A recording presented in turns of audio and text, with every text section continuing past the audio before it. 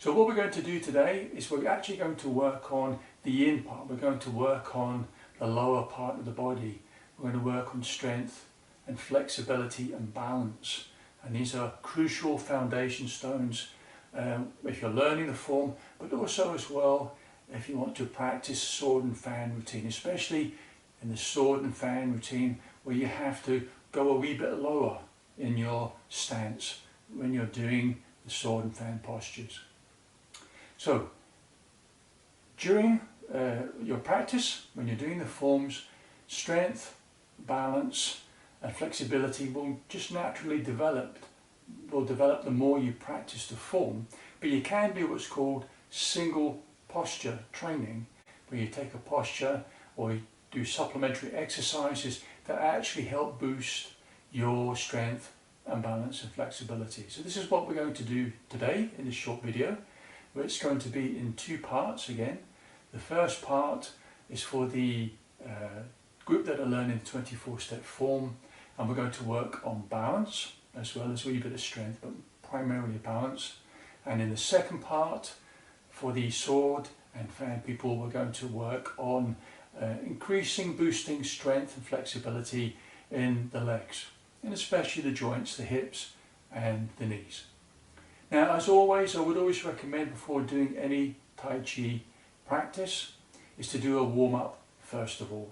We've not got time to do it in this video, I'm afraid, but if you want to do a wee warm-up and you want to follow me in a warm-up exercise routine, then just go on my YouTube channel, Hermitage Tai Chi on YouTube, and you'll find a short video on how to warm up. Okay, so first of all we're going to do a balance exercise for the group that are working on the 24-step form. So let's get started. Okay, now the first thing to understand about balance in Tai Chi form is to relax. This is the trick to Tai Chi form and balance, is try and relax with the posture. This is why we spend a lot of time in the class trying to do a wee bit more relaxation. So the first thing we're going to do is just to relax ourselves a wee bit, but in a balanced posture. So what we're going to do is we're going to do a stance that appears appears a number of times in the form, 24-step form, and it's called the empty stance. So we're going to use the clock face as a guide. So directly ahead of you is 12 o'clock, or directly ahead of me is 12 o'clock. 45 degrees to the right is 1 and 2. 45 degrees to the left is 10 and 11. So what I'd like you to do first of all is place all of the weight on the right foot and have the right toes pointing towards 1 and 2 o'clock. You're going to bend the right knee, don't have to bend it too deeply, just bend the knee so there's a bit of spring on that leg, and you're going to tuck the pelvis forward and keep the back straight, relax the shoulders, head up and the chin back. And what we're going to do next is just take the left foot forward towards 12, have the left toes on the ground to help with the balance, but there must be no weight on the left foot. So again, you should be able to lift the left foot off the floor, no problem, because all of the weight is on the right leg. And again, what we want to try and do is just relax and breathe. Breathing is always the trick to relaxing. And again, we're just going to hold this posture to get the tension out of the shoulders, let the arms hang naturally, tucking the pelvis forward, breathing and relaxing. Now, this is not an endurance exercise, it's just learning to be relaxed in a single leg posture. So when that gets a wee bit too tiring or too sore, swap over. All the weight now on the left foot, left toes pointing towards 10 and 11. Again, bending the left knee, so you've got a wee bit of spring in that left leg, tucking the pelvis forward. Now point the right foot forward towards 12 o'clock, right toes on the ground, and there should be no weight on the right foot. And again, just having all of the weight on the left leg, learning just to relax in this posture with all of the weight on the left leg. And breathing. It's a strange thing to say, but sometimes when you, again it's the yin-yang thing, when you're concentrating on the lower part of the body, it's the upper part of the body tends to tense up. You get tense around the shoulders. So again, be conscious of any tension in the shoulders and let the shoulders relax and just breathe. Now again, when it gets a bit too tiring or a bit too sore, we're going to swap over. Bring all the weight back to the right foot, doing the empty stance again. Bring the left foot forward. Okay, now this time what we're going to do is once we're relaxed in this posture, draw the left toes in towards the right foot.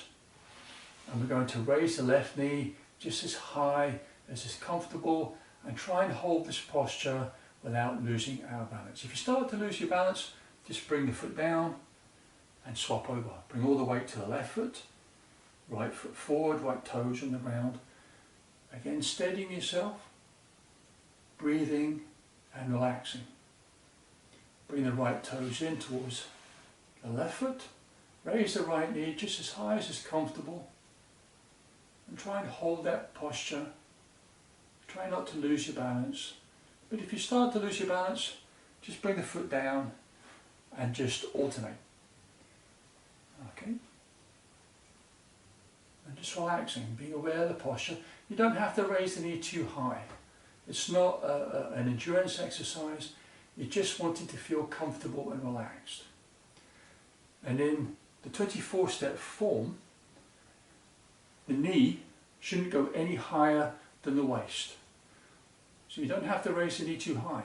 Only as high as the waist and no higher. Okay? And relax. Now for the next bit, those of you who do have difficulties with your balance, you might need to want to borrow a chair, a support to hold while you're doing this exercise. So now we're going to add in a kick. So again, left empty stance all the way on the right foot, left toes on the ground. And we're going to draw the left foot in towards the right foot. Again, raise the left knee just as high as is comfortable. And now what we're going to do is we're going to kick, he said wobbling, kick out with the left leg. But when we do this, I want you to bring your mental awareness to the supporting leg, and I want you to breathe out through that supporting leg. Imagining the breath is going down and out of that supporting leg.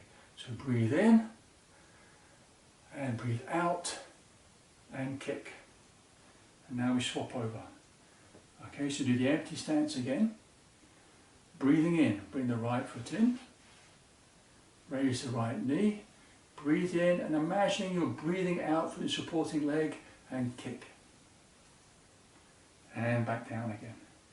And you'll notice when we kick consciously with the heel. So the toes are brought back slightly. Okay. Now again, also, you don't need to raise the knee too high if you lose your balance. Just raise the knee high enough so you can kick outwards comfortably and bring the foot back in. So if that means it's a low kick, that's perfectly fine. When you're beginning to learn the form, you're not expected to kick at waist level. Just raising the knee high enough, kicking so you don't lose your balance.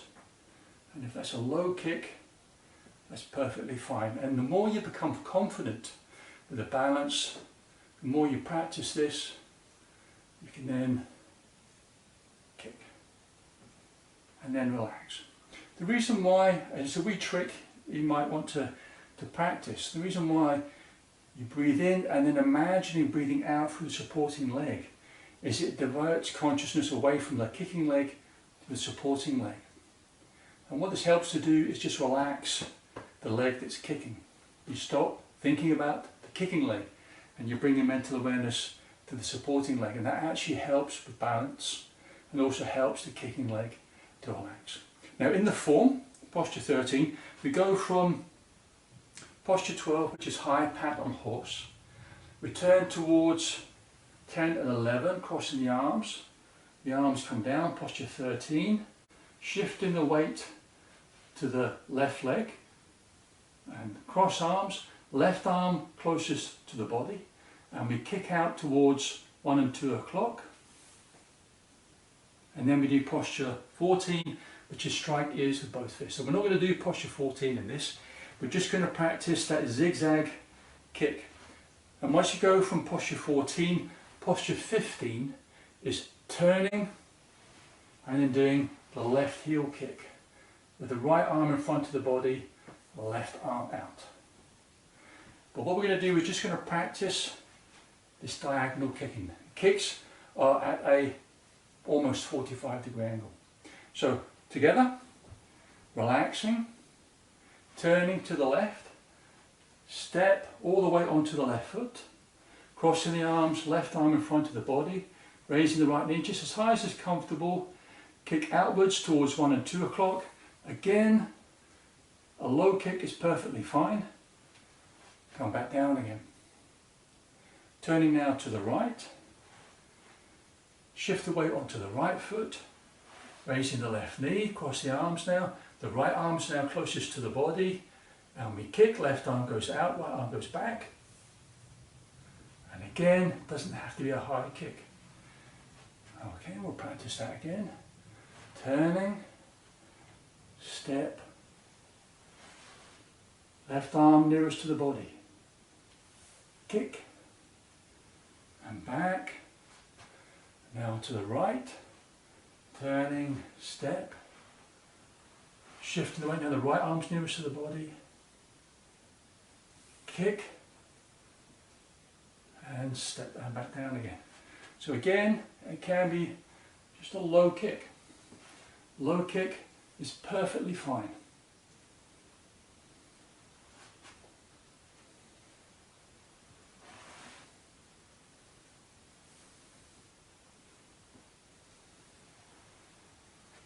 And as always, after we've done a wee bit of training or exercise that involves the breathing, just bring the hands in, palms touching, and relax. Letting any tension go in the muscle groups, in the joints, just breathing and relaxing. Okay, now on to part 2.